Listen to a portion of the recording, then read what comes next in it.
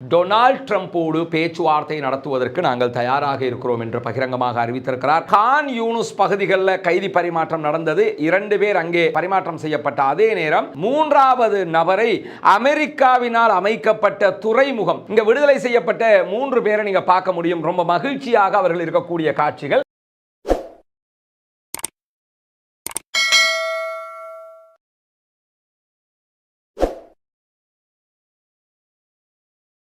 அஸ்ஸலாமு அலைக்கும் வரஹ்மத்துல்லாஹி வபரகாத்துஹு. அன்பிற்கினிய சகோதர சகோதரிகளே, நம் அனைவர் மீதும் ஏக இறைவனுடைய அமைதியும் கருணையும் உண்டாகட்டுமாக என்கிற உயரிய பிரார்த்தனைகளோடு காசாவிலும் பாலஸ்தீன பெருநிலப்பரப்பிலும் தற்போது யுத்த நிறுத்தம் ஏற்பட்டு 14வது நாளாகவும் என்னவெல்லாம் நடக்கிறது என்கிற செய்திகளைத்தான் இன்றைக்கும் நாம் பார்க்க இருக்கிறோம்.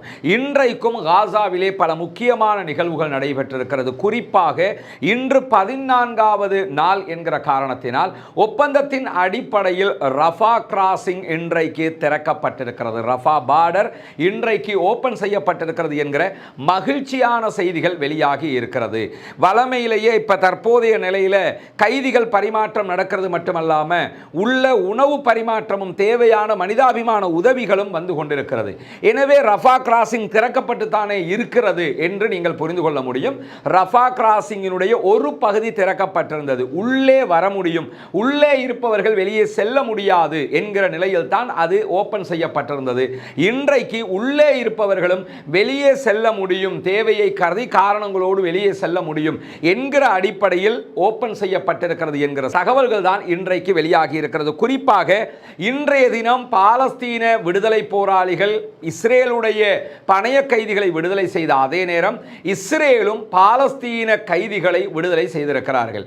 இன்றைக்கு நீங்க பார்த்தீங்கன்னு சொன்னா இந்த கைதிகள் விடுதலை தொடர்பான வீடியோக்கள் அல் ஜசீரா லைவாக காட்டிக்கிட்டு இருக்கிறாங்க, குதுஸ் நெட்வொர்க் காட்டிக் கொண்டிருக்கிறார்கள், மற்ற பல ஊடகங்கள் ஒளிபரப்பிக் கொண்டிருக்கிறது.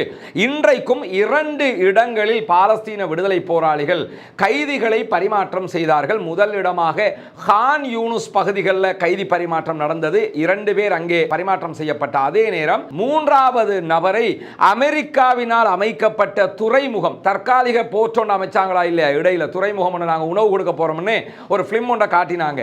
அந்த துறைமுகம் அமைக்கப்பட்ட இடத்தில் வைத்து 3வது பணைய கைதியை அவர்கள் விடுதலை செய்தார்கள்.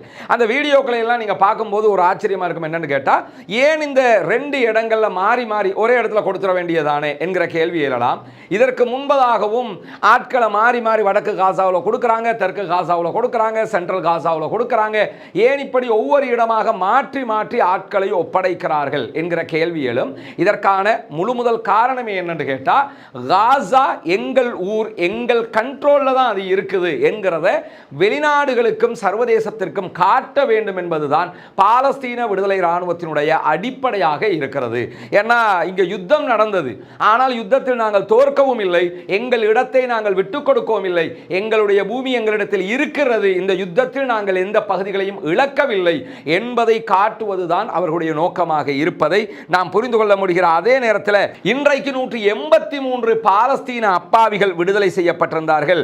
இன்றைய தினம் அவர்கள் தொடர்ந்து கட்டங்கட்டமாக விடுதலை செய்யப்பட்டார்கள். ரெட் கிராஸ் சொசைட்டியால போய் சிறைகளில் இருந்தவர்களை கொண்டு வந்து வெஸ்ட் பேங்க்ல ஒப்படைச்ச அதே நேரத்தில் வெஸ்ட் பேங்க்ல ஆல்ரெடி ஒப்படைக்கப்பட்டவர்கள், ஜெருசலம் பகுதியில் ஒப்படைக்கப்பட்டவர்கள் இன்றைக்கு காசாவுக்குள்ளும் வந்திருக்கிறார்கள். அதே நேரத்தில் பாலஸ்தீன விடுதலை இராணுவத்தினால் விடுதலை செய்யப்பட்டவர்கள் உடனடியாக இஸ்ரேலுக்கு அழைத்து செல்லப்பட்டிருக்கிறார்கள். அங்கும் மக்கள் கொண்டாடி கொண்டிருக்கிறார்கள், இங்கும் மக்கள் வெற்றி கொண்டாட்டங்களை கொண்டாடி கொண்டிருக்கக்கூடிய காட்சிகளை நம்ம பார்க்கிற அதே நேரத்தில் பாலஸ்தீன விடுதலை இராணுவம் ஒரு அறிக்கையை வெளியிட்டிருக்கிறது. அந்த அறிக்கையில் அவங்க ஒரு முக்கியமான செய்தியை சொல்லியிருக்கிறார்கள். இன்றைக்கு விடுதலை செய்யப்பட்டவர்கள் தொடர்பான செய்திகள். அது இங்க விடுதலை செய்யப்பட்ட 3 பேரை நீங்க பார்க்க முடியும். ரொம்ப மகிழ்ச்சியாக அவர்கள் இருக்கக்கூடிய காட்சிகள். அதில் அவங்களுக்கு எந்த விதமான உடல் கோளாறுகளும் இல்லாமலேயே அவர்கள் இருக்கக்கூடிய காட்சிகள் இருக்கிறது மட்டுமல்லாம அவங்களை விடுதலை செய்யும் போது அவங்க பல விஷயம் ஒரு பேக்ல சில விஷயங்களை கொடுக்கறாங்க. அது என்னன்னு நீங்க யோசிக்க கூடும். இன்றைக்கு அதற்கு பதில் சொல்லி இருக்கிறது பாலஸ்தீன விடுதலை அமைப்பு. அதுல என்னவெல்லாம் அவங்க கொடுக்கறாங்கன்னா, உங்களை நாங்க இந்த டேட்ல பிடிச்சோம்ங்கறத அவர்களிடத்தில் ஆல்ரெடி அவங்க எழுத்து மூலமாக பெற்றிருக்கிறார்கள். விடுவிக்கும் போதும் இந்த டேட்ல நாங்கள் உங்களை விடுவிக்கிறோம் என்கிறதுக்கான ஆவணம் பப்ளிக்ல கையெழுத்து ஆகிறது. இரண்டாவது, ஏற்கனவே மூன்றாவது முறை கைதிகள் பரிமாற்றத்தின் போது மக்கள் அதிகமாக குவிந்ததுனால கையெழுத்துக்கள் பெற முடியாமல் இருந்த ஒரு நிலை ஏற்பட்டிருந்தது.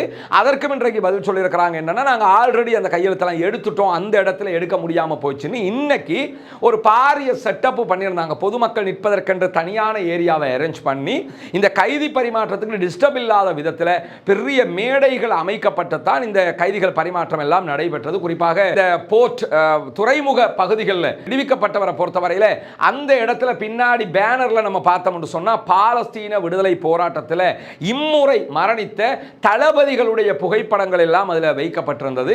ஹீப்ரு மொழியில் அறிவித்தல்கள் விடப்பட்டிருந்தது. இப்படியெல்லாம் வைத்து தான் அவங்க என்ன பண்ணாங்கன்னு கேட்டா இன்றைக்கு விடுதலை செய்தார்கள். இது எப்படி பண்ணாலும் அவங்க கொடுக்கிற பேக்ல மெடிக்கல் சர்டிபிகேட்டையும் அவர்கள் கொடுக்கிறார்கள். இவங்க வந்த நேரத்தில் என்னென்ன நோயோட வந்தாங்க, எப்படியான நிலையில வந்தாங்க, நாங்க அதுக்கு என்னென்ன ட்ரீட்மெண்ட் அவங்களுக்கு கொடுத்திருக்கிறோம், இப்போ அவங்க என்ன டேப்லெட் யூஸ் பண்றாங்க, இப்போ அவங்க கையில் இருக்கக்கூடிய மெடிசின் என்ன, அவங்க எதிர்காலத்தில் என்னென்ன மெடிசின் எடுக்கலாம், இப்பொழுது அவர்களுடைய உடல்நிலை எப்படி இருக்கிறது என்பதையெல்லாம் துல்லியமாக என்ன பண்ணியிருக்கிறாங்கன்னு கேட்டா பார்த்திருக்கிறாங்க. இதுல நம்ம கவனிக்க வேண்டிய விஷயம் என்னன்னா, பங்கருக்குள்ள ஒரு பாரிய யுத்தம், உலகத்திலேயே மிகப்பெரிய யுத்தம் நடைபெற்று வருகிறது. மிக பிரம்மாண்டமான தாக்குதல்களை இஸ்ரேல் செய்து கொண்டிருக்கிறது. இந்த நேரத்திலும் அவர்களுடைய மக்களை அவங்க பாதுகாத்து கொண்டிருக்கிறாங்கன்னா அது ஆச்சரியமாக இல்லையா? எதிரிகளை தான் நம்ம பிடிச்சிருக்கிறோம், நம்ம மக்களை கொத்து கொத்தா கொண்டுகிட்டு இருக்கிறாங்க. இருந்தாலும் பணைய கைதிகள் தான். மார்க்கம் காட்டிய அடிப்படையில் அவர்கள் பாதுகாக்கப்பட வேண்டியவர்கள் என்று உயிரோட மட்டும் பாதுகாக்கல, அதையும் தாண்டி அவர்களுக்கு தேவையான எல்லா மருத்துவ சிகிச்சைகளையும் கொடுத்திருக்கிறார்கள். அந்த புகைப்படங்களை நீங்க பார்க்கலாம், எவ்வளவு மகிழ்ச்சியாக வருகிறார்கள் என்று. ஆனால் இப்படியான மகிழ்ச்சிகளில் பாலஸ்தீன மக்கள் விடுவிக்கப்படுவதை நீங்கள் பார்க்க முடியாது. ஏன்னா அவங்களுக்கு ரொம்ப தொல்லைகள் கொடுத்திருக்கிறார்கள். அது மட்டுமல்லாமல் இந்த இன்றைய விடுதலையை பொறுத்தவரையில் இரண்டாம் கட்டமாக துறைமுக பகுதிகளில் விடுவிக்கப்பட்டது போல முதல் கட்டம் கான் யூனுஸ்ல இருக்கக்கூடிய சலாஹுத்தீன் தெருவை எட்டியுள்ள சதுக்கத்தில் வச்சு தான் வழங்கப்பட்டது. இதில் நீங்க கவனிக்கலாம், இந்த கான் இருக்கக்கூடிய சலாஹுத்தீன் தெரு வழியாகத்தான் இரண்டாம் கட்டமாக இஸ்ரேல் தாக்குதலை நடக்கும் போது தரைப்படைகள் உள்ளே நுழைந்தது என்பதையும் நாம் இந்த இடத்திலே நினைவுறுத்திக் கொள்ள வேண்டியிருக்கிறது. இன்னைக்கும் ஆயிரக்கணக்கான இராணுவத்தினர் களத்திலே நின்றார்கள். அது துறைமுகம் பகுதியாக இருந்தாலும் சரி, கான் யூனிஸ் பகுதிகளாக இருந்தாலும் சரி, அவர்களுடைய வெஹிக்கிள் எல்லாம் பார்த்தீங்கன்னா ஒவ்வொரு நாளும் ஒவ்வொரு விதமான வெஹிக்கிள் அவங்க வர்றதை கவனிக்க முடிகிறது. இன்றைக்கும் பிரபலமான வெஹிக்கிள்களில், பிரம்மாண்டமான வெஹிக்கிள்களில் அவங்க வந்தாங்க. அவங்களுடைய கையில் இருக்கக்கூடிய ஆயுதங்களாக இருக்கலாம், அவங்களுடைய நடைமுறை பாவனையாக இருக்கலாம், அவங்களுடைய சீருடைகளாக இருக்கலாம், எல்லாமே ஒரு தொடர்ந்து பயிற்சிக்கு ஒரு ரஷ்யாவோட ராணுவம் மாதிரி, யுஎஸ் ராணுவம் மாதிரி அந்த மாதிரி இருக்கிறாங்க. அப்ப இதெல்லாம் எப்படி சாத்தியம் என்பது ஆச்சரியமான ஒரு விஷயமாக இருக்கிறது. இந்த நேரத்தில் தான் இஸ்ரேலிய பிரதமர் பெஞ்சமின் நெத்தன்யாகுவினுடைய அலுவலகம் ஒரு அறிவித்தலை விடுத்திருக்கிறார்கள். அதில் அவங்க என்ன சொல்றாங்கன்னா, அனைத்து பணைய கைதிகளையும் விடுவிக்கிற நோக்கத்தில் தான் நாங்கள் இருக்கிறோம் என்பதை இன்றைக்கு அறிவித்திருக்கிறது. மட்டுமல்லாமல் இன்றைக்கு விடுதலை செய்யப்பட்ட அத்தனை பேரும் உடனடியாக இஸ்ரேலுக்கு கொண்டு வரப்பட்டிருக்கிறார்கள் என்கிற செய்திகளும் இன்றைக்கு வெளியிடப்பட்டிருக்கிறார். அதே நேரம் இன்றைய தினம் விடுதலை செய்யப்பட்ட பாலஸ்தீன மக்கள் சற்று முன்னால் கான் யூனுஸிற்கு வந்திருக்கிறார்கள் என்கிற செய்திகளும் வெளியாகி இருக்கிறது. இங்க நீங்க பார்க்கலாம், கான் யூனுஸுக்கு அவங்க வரக்கூடிய காட்சிகள், இந்த காட்சிகளில் நீங்க பார்க்க முடியும். அவங்களை ஆரம்பமாக வண்டியில ஏத்திக்கிட்டு வெஸ்ட் பேங்க் பகுதிகளால் வர காட்சி தான் இந்த காட்சிகள். அவங்க காசாவுக்குள்ள வந்த காட்சிகள். கொண்டு வரப்பட்டவர்கள் கான் யூனுஸ்ல இருக்கக்கூடிய ஐரோப்பிய மருத்துவமனையில் வைத்து சிகிச்சை அளிக்கப்படுகிறார்கள், செக்அப் பண்ணப்படுறாங்கிற நிலையில தான் இந்த விடுவிக்கப்பட்டிருக்கக்கூடிய சகோதர சகோதரிகள் மத்தியில் பட்டினியால் அவர்கள் ரொம்ப உடல்நிலை பாதிக்கப்பட்டிருக்கிறதாக இன்றைக்கு மருத்துவர்கள் அறிவித்திருக்கிறார்கள். அது மட்டுமல்லாமல் நிறைய உடல் முழுவதும் சொறி, இறங்கு, புண்ணு ஏற்பட்டிருக்கிறதாக சொல்லப்படுகிறது. ஏன்னா வதை முகாமில் தான் அவங்க வைக்கப்பட்டாங்க. அவர்களுக்கு மிக கொடுமையான தண்டனைகள் கொடுக்கப்பட்டிருக்கிறது, வதை செய்யப்பட்டிருக்கிறது என்றும், உடல் முழுவதும் புண்ணும் சிறங்கும் அது மாதிரியான நிலைகள் இருப்பதாக சொல்லப்படுகிறது. அதே நேரம் மிக கொடுமையாக அவர்கள் அடிக்கப்பட்டிருக்கிறார்கள், தாக்கப்பட்டிருக்கிறார்கள். பல நாட்கள் இப்படி தாக்கப்பட்ட காரணத்தினால நிறைய பேருடைய விழா எலும்புகள் உட்பட்ட பல எலும்புகள் உடைந்திருப்பதாகவும் சொல்லப்படுகிறது. இப்படியான நிலையில தான் இவங்க உள்ள வருகிற அதே நேரம் உள்ள இருந்து 50 பேர் வெளியேறுகிறார்கள் இன்றைய தினம் மருத்துவ சிகிச்சைகளுக்காக.